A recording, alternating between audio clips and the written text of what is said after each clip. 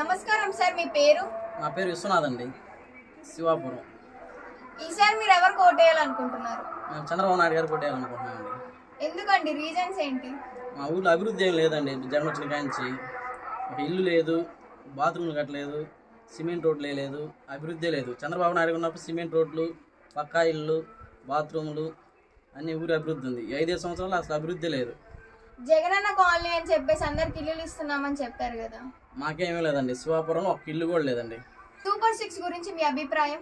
Super 6 పథకాలు బాగున్నాయండి. నారా చంద్రబాబు గారు పెట్టినాయి అందరికి. ఇప్పుడు అంతకుముందు జగన్ గారు ఒక బిడ్డకుంటే ఒకరికే ఇస్తున్నారు. ఇప్పుడు నారా చంద్రబాబు గారు ఒకరున్నా, ఇద్దరున్నా, ముగ్గురున్నా, నలుగురున్నా ఇస్తామంటున్నారు. పథకం బాగుంది. అలాగనే ప్రతి మహిళలకు 1500 కాడికి ఇస్తా అన్నారు. ఈ పథకం కూడా బాగానే ఉంది. దీపం కింద ఇప్పుడు మామూలుగా పల్లెటూళ్ళలో ఇప్పుడు పని పోయి వచ్చి కట్టెపొల్లు ఏరుకుని వచ్చి పొయ్యి ముట్టించే పరిస్థితి లేదు. ఇప్పుడు అది గ్యాస్ కొనుక్కునే పరిస్థితి కూడా లేదు. అది ఇంతకుముందు చంద్రబాబు నాయుడు ప్రభుత్వంలో 600 ఉన్న గ్యాస్ ఇప్పుడు 1200 అయింది. అది గ్యాస్ దీపం పథకం కింద 3 సిలిండర్లు ఇస్తా అంటే బాగుంది పథకం. ఊర్లో ఉన్న సమస్యలు ఏమేమి ఉన్నాయంటారు?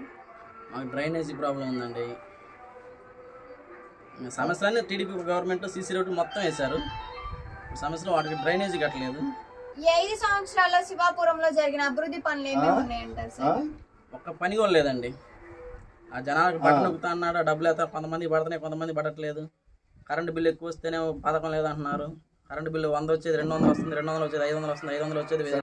ప్రస్తుతం 2 అభ్యర్థులు ఉన్నారు కదా, బొల్లా బ్రహ్మనాయుడు గారు, జీవి ఆంజనేయులు గారు. వారి మీద మీ అభిప్రాయం? బొల్లా బ్రహ్మనాయుడు అనేది బూతులు మాట్లాడుతున్నాడు.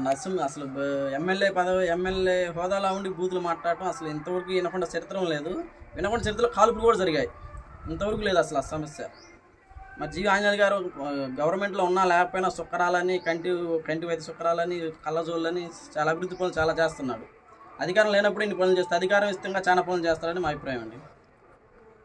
ఓకే అండి, థ్యాంక్ యూ సో మచ్.